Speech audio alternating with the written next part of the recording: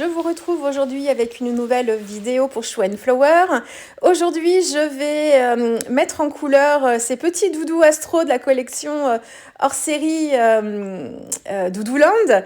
Donc, je vais faire avec vous la mise en couleur du signe du taureau. Coucou! Et puis ensuite, vous verrez après cette mise en couleur comment j'ai réalisé la petite boîte qui va contenir en fait les 12 cartes des 12 signes astrologiques. Donc je vais vous expliquer un petit peu après comment j'ai fait. Alors pourquoi vous voyez une carte Pokémon? Eh bien, alors c'est une carte Pokémon. Je pense que les mamans de petits garçons ou petites filles qui sont fans de Pokémon vont très facilement reconnaître ce type de carte. Pourquoi je prends une carte Pokémon? C'est parce que la taille me convenait bien par rapport aux dimensions des doudous, des différents doudous là, de la collection Astro. Donc je m'en suis juste servi comme d'un gabarit pour avoir les dimensions. Et du coup, alors c'est pas tout à fait la taille d'une carte Pokémon, mais mes cartes vont faire 6,5 par 9. Donc 6,5 de large par 9 de haut, ce qui me permettait de tamponner à la fois le motif du doudou et puis de pouvoir mettre aussi un texte en bas. Là, ce sera chacun des signes. Je travaille sur un papier 100% coton, c'est le papier centenaire de Gerstacker, c'est mon papier de base. Et là, je commence par travailler en fait le ciel. Donc, je commence par humidifier mon papier pour pouvoir travailler ensuite les fusions plus facilement.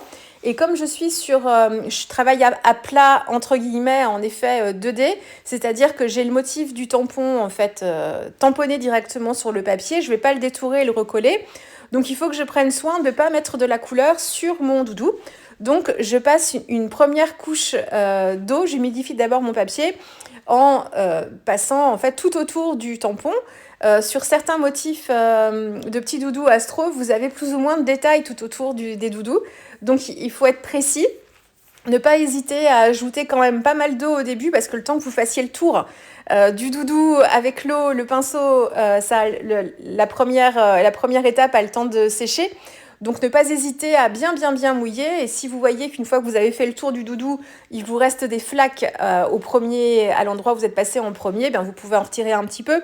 Mais le papier centenaire ici, il a tendance à avoir un effet un petit peu buvard. Et du coup, il absorbe assez rapidement l'eau. Et on peut se retrouver avec des parties, quand on va commencer à travailler avec la couleur, des parties qui vont être déjà en train de sécher. Donc, il ne faut pas hésiter à bien l'humidifier. Et pas hésiter à utiliser aussi 2 pinceaux, un large pour aller plus vite sur les grandes surfaces et un plus fin pour venir au plus près des détails du tampon. Pour le ciel, j'ai utilisé le bleu céruléum, très dilué en premier passage, et tant que le papier était encore humide, je suis revenue avec cette même couleur moins diluée et j'ai travaillé plutôt les contours du doudou. Et puis pour le sol, je suis partie avec donc j'ai bien laissé sécher. Et ensuite, je me suis attaquée au sol et j'ai travaillé avec le vert de vessie essentiellement, un petit peu de vert de périlène et j'ai dû ajouter un petit peu de rose quand j'ai voulu assombrir encore un petit peu plus mon mélange. Le rose, pourquoi le rose? Parce que le rose est la couleur complémentaire du vert et du coup, en termes de mélange de couleurs et du cercle chromatique, ça nous permet de désaturer des couleurs. Donc ça, c'est le ciel, le sol. Et ensuite, pour la couleur du doudou, je suis partie avec l'ocre jaune que j'ai pas mal dilué en fait pour avoir quelque chose d'assez doux. Donc là, c'est pareil, pas trop de travail d'ombrage. En fait, je savais que j'allais en avoir 12. Je voulais faire les 12, donc je me suis pas trop attardée. Ce qui m'intéressait ici, c'était vraiment de travailler les combos couleurs. Bon, celui-ci est un combo couleur classique en fait dans ma pratique. Le vert, le rose, le bleu, tout ça, j'utilise très souvent. Donc là, on est sur un côté un petit peu printanier. Donc voilà, c'est des couleurs que j'utilise assez souvent. Mais je ne me suis pas trop attardée sur les effets d'ombre. Là, je travaille les cornes du taureau. Je suis avec le magenta, je crois, de Daniel Smith dans cette palette, à moins que ce soit le lilas de quinacridone, son petit nom en anglais. J'ai un doute. C'est le lilas de quinacridone, ça j'en suis sûre, mais ça c'est son nom en anglais, je ne sais plus en français. C'est une couleur Daniel Smith que j'utilise sans mélange ici, plutôt par niveau de dilution pour me créer des effets aussi. Je travaille la maison aussi comme ça. Et puis ensuite, je travaille... Là, c'est les petites oreilles. Je suis avec plusieurs pinceaux. Vous me posez beaucoup de questions sur mes pinceaux, là, sur mes dernières vidéos. Je travaille, là vous voyez les manches des différents pinceaux que j'utilise. Je mixe les marques en fait. Je suis pas toujours avec les mêmes marques suivant ce que je veux faire. J'utilise beaucoup les pinceaux, les Shimony Art. C'est les pinceaux avec le bois en fait que vous voyez beaucoup dans mes vidéos. Euh, je vous en ai parlé un tout petit peu en fin de vidéo, c'était quand je vous faisais une explication de page sur mes petites bulles végétales. Là. Je vous en ai parlé à la fin de cette vidéo-là, si vous voulez aller voir. C'est une vidéo qui est pas très vieille, pour autant j'ai un petit peu changé, enfin j'ai pas changé d'avis, je les aime toujours bien. Par contre, le fait que ce soit des poils synthétiques, c'est pas un problème non plus, mais c'est que j'ai la pointe de mes pinceaux qui a tendance à s'émousser un petit peu, c'est-à-dire qu'elle reste plus bien droite, elle s'est courbée un tout petit peu. Et donc, ça me le fait sur le pinceau en taille 4 que j'ai beaucoup utilisé ces derniers mois. Et c'est en train de se passer aussi sur ma taille 6 que j'ai acheté il n'y a pas très longtemps. Et du coup, ça me dérange un peu parce que j'aime bien travailler avec des pointes bien droites et bien précises. Et là, le fait qu'elle se recourbe un petit peu, ça me dérange. Alors, je sais pas si c'est moi qui ai eu un souci à un moment parce que je les laisse jamais. De toute façon, je laisse jamais mes pinceaux dans les pots d'eau. Enfin, ils sont toujours posés à plat et tout. Mais est-ce que ils ont buté sur quelque chose quand ils étaient à peine secs et que ça a cassé la pointe? Je sais pas. Alors c'est émoussé mais très légèrement. Hein. C'est pas la pointe est pas complètement tordue. Mais et du coup ça me dérange un peu. J'ai pas du tout le souci avec tous mes pinceaux en poils naturels, mais ceux-là, comme je les ai beaucoup utilisés ces derniers mois, bon. Mais ils sont pas mauvais pour autant. D'ailleurs, si certaines d'entre vous les ont et les utilisent depuis un petit moment, les Shimony Art, ça m'intéresserait d'avoir votre retour. Et si vous aussi ça vous fait ça, ou si c'est vraiment moi qui fait pas ce qu'il faut, ou alors il faudrait que je prenne le temps de bien de les façonner avec les doigts aussi quand ils sont encore humides, pour bien reformer la pointe peut-être. Ils sont peut-être un petit peu plus fragiles. Bon, donc voilà, donc plein de pinceaux différents. On n'a pas toutes les mêmes sensibilités en termes de pinceaux, donc en fait, ce qu'il faut, c'est en essayer quelques-uns. Donc bon, après, ça peut coûter cher, hein, donc les poils synthétiques, ils sont très bien, mais vous allez avoir différentes formes de pinceaux, des pinceaux avec des pinceaux ronds, mais plutôt courts ou plutôt longs, des poils souples, des poils plutôt nerveux, des pinceaux qui seront à mi-chemin entre les deux. Voilà, et suivant ce qu'on fait aussi. Donc il faut en tester. Voilà. Après, ceux que j'aime moi ne seront pas forcément ceux que vous aimerez vous. Donc voilà. Mais ceux que j'utilise sont très bien. Mais je vous dis, les Shimony, je sais pas. Et je suis un petit peu... comme ils coûtent cher, et en plus on les fait venir de Suisse avec les frais, on paye les frais de douane du coup. Bon, voilà. Mais c'est peut-être moi qui fais pas bien. Alors, j'ai terminé ma mise en couleur. Rien de spécial à vous dire sur ce genre de petite mise en couleur. Hein, c'est quelque chose que je fais très fréquemment. Là, je vais vous les remontrer chacun en temps réel à la fin. Là, je vous montre juste un petit peu ce que ça donne, mais vous les verrez en temps réel à la fin. Je vous présenterai ça calmement et tranquillement. Là, je suis en train de mesurer l'épaisseur de mes cartes quand elles sont toutes les unes sur les autres et quand elles sont pas au repos spécialement, quand elles sont un petit peu appuyées, en fait, pressées les unes contre les autres. Donc moi, elles font à peu près, ça fait 1 cm. Donc, ce qui va me déterminer, en fait, l'épaisseur de la boîte que je vais faire. Donc, elle fera 1,5 cm pour me laisser un petit peu de marge. Je vous ai fait un petit gabarit. Alors, il faudra peut-être que vous zoomiez un petit peu, ou je vais peut-être vous prendre en photo mon papier. Donc, moi, pour ces cartes-là, j'ai eu besoin d'utiliser un papier de 10,5 par 25,5. Et j'ai fait des plis ensuite. C'est ce que vous voyez un peu sur mon petit croquis pour me faire ma boîte. C'est pas forcément moi c'est beaucoup de bidouilles hein, que ce soit dans mes albums en cartonnage ou autre. Il y a peut-être des méthodes bien plus empiriques pour réaliser des petites boîtes comme ça. Moi ça me convient bien, ça fonctionne bien, elle se ferme bien comme il faut, donc ça me va. Mais il y a peut-être d'autres méthodes avec des gabarits que vous pourriez peut-être récupérer sur d'autres chaînes YouTube que la mienne, qui sont bien plus précises pour vous permettre de faire votre petite boîte. Mais bon, là, moi, ça marchait plutôt bien. Je vais vous la prendre en photo, puis je vous la mettrai en incrustation.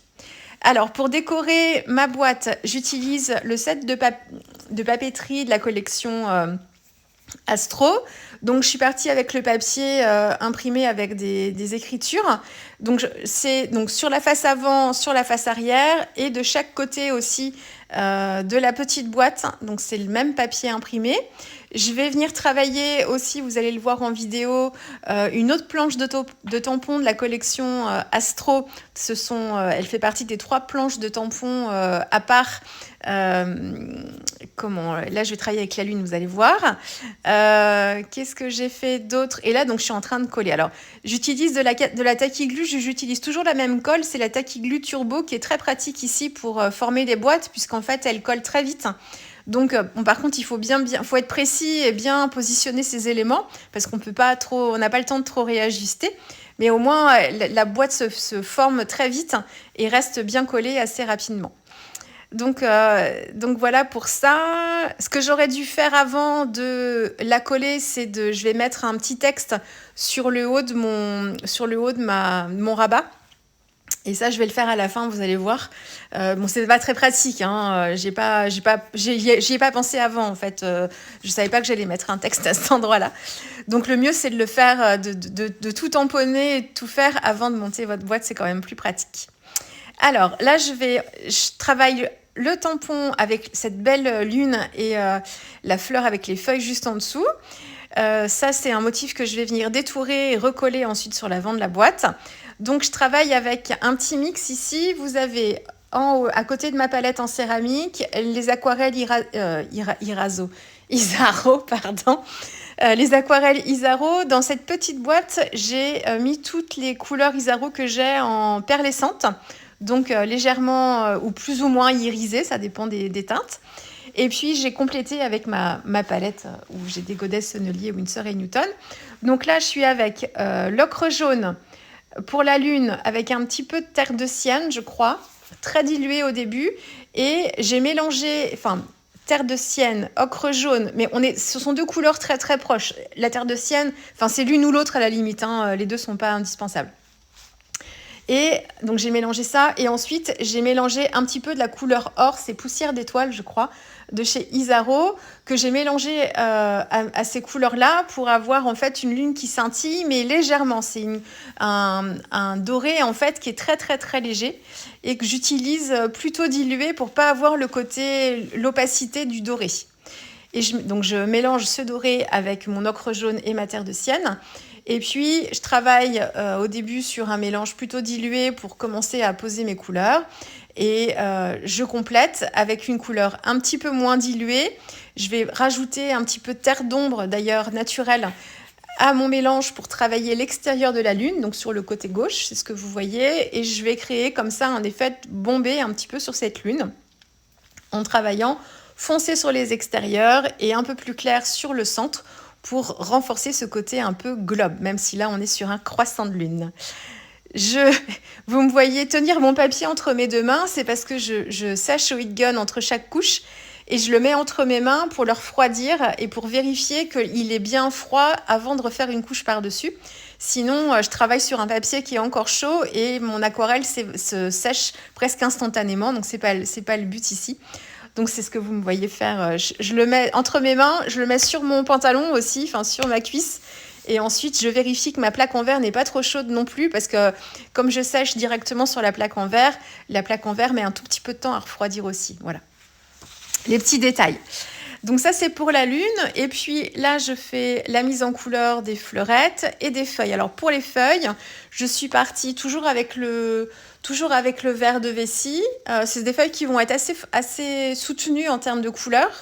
Donc, le verre de vessie en base, donc celui que j'utilise moi, c'est celui de Winsor & Newton. C'est celui que je préfère. Je vous le dis presque à chaque fois en ce moment. J'utilise beaucoup le verre de vessie en ce moment. Et qu'est-ce que je voulais vous dire d'autre? Oui, pour assombrir certaines parties des feuilles, j'ai utilisé le vert de périlène essentiellement et j'ai pu le foncer un petit peu avec de l'indigo. L'indigo de Schmick, qui est l'indigo que je préfère aussi parmi les différentes marques dont je dispose. Pour la fleur, je ne sais plus là par contre, la fleur, je pense que c'est le lilas de quinacridone aussi. Donc ça doit être Daniel Smith, mais j'ai dû mettre une pointe de bleu dedans, je crois, pour avoir cette couleur-là. Il me restait un petit peu de mélange aussi de la carte que j'ai fait à la toute fin. Donc j'ai du violet Windsor que j'avais mélangé aussi avec cette couleur-là. Donc le lilac quinacridone, c'est comme un magenta. Donc voilà, c'est des restes dans ma palette en fait. Il me restait des couleurs, donc j'ai utilisé un petit peu ce qui me restait. Voilà. Ensuite, là, je suis en train de remarquer un petit peu plus les ombres avec un pinceau plutôt fin. Et je viens avec... Alors, je ne suis pas avec le sépia parce que c'était un petit peu trop foncé. Donc, je dois prendre une terre d'ombre, je crois, ici. La terre d'ombre naturelle. Et je reviens juste marquer un petit liseré sur... proche du trait du tampon, en fait, hein, sur le côté gauche de la lune. Et puis, je fais la même chose au niveau de la fleur. Donc, sur les contours de la fleur à l'extérieur du trait, je fais un petit liseré aussi dans la même tonalité pour me créer une ombre et qu'on ait une impression aussi que la feuille, elle a été détourée et collée par-dessus, qu'on ait un effet de volume. Là, j'ai pas du tout de détourage. Il n'y a que cette lune, enfin là, parce que je la colle par-dessus sur mon papier imprimé, mais autrement, il n'y a pas du tout de détourage. Hein. C'est vraiment que je travaille directement à plat sur le papier. Je crée ma scène entièrement comme ça. Sous la lune, j'ai mis un petit peu de fil, c'est un petit fil bleu nuit pour apporter un petit peu de texture pour qu'elle soit posée sur quelque chose. Et là, je rajoute le coup de tampon auquel j'ai pensé à la fin. Ça aurait été bien plus pratique de le tamponner avant, mais j'avais pas forcément cette idée-là. Là, je voulais compléter le haut et en fait, c'est parce que je voulais mettre un titre sur la lune et j'avais pas envie de la camoufler. Et ni envie de mettre un titre en dessous, surtout que j'ai des écritures déjà sur le papier imprimé que j'ai choisi. Donc le titre, il est sur le haut de la boîte en fait. Alors, je vous la montre ici en temps réel d'un peu plus près. On va avoir le temps de regarder tout ça ensemble. Je vais vous la montrer sous toutes les coutures. Le petit texte symphonie cosmique ici. Qu'est-ce que je peux vous dire d'autre? Comme d'habitude, sur mes détourages, alors, avant chaque détourage, sur toutes les cartes que j'ai pu faire, tous mes traits de tampon sont repris avec un crayon noir. J'utilisais depuis plusieurs années un crayon gel. Vous m'avez demandé d'ailleurs quel était le crayon gel. J'en ai deux. J'ai un Pilo et j'en ai un autre, je ne sais même pas son nom. Pourquoi jusqu'à présent? Parce que je me suis rendu compte que j'ai mes crayons gel qui virent au bout d'un moment, alors je ne sais pas pourquoi, et qui deviennent, qui coulent en fait, comme s'ils fuyaient. Et ça me crée des traits beaucoup plus grossiers que ce que ça me faisait jusqu'à présent. C'était des crayons très très fins. Et en fait, ça me crée des gros paquets. Donc, j'ai arrêté de les utiliser. Parce que pourtant ils sont loin d'être finis, hein. J'ai encore pas mal d'encre dedans, donc je ne sais pas ce qui se passe, si c'est le crayon qui vieillit.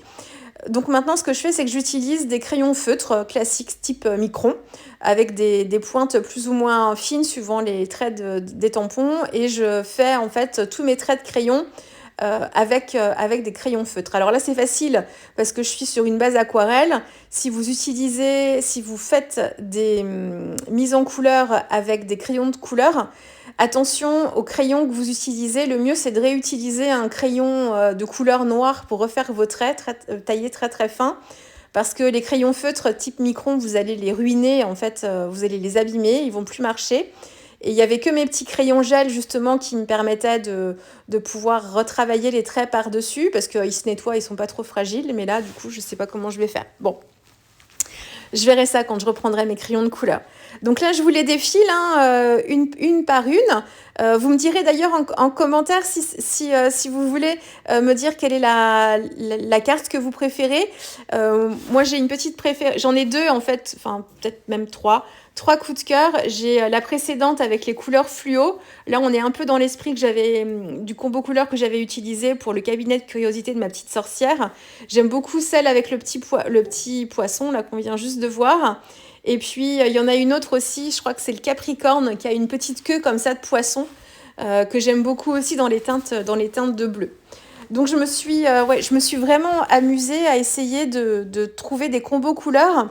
Et puis, c'est surtout que j'ai pas trop de difficultés, en fait, pour trouver mes 2 couleurs principales. Ça, il n'y a pas de problème.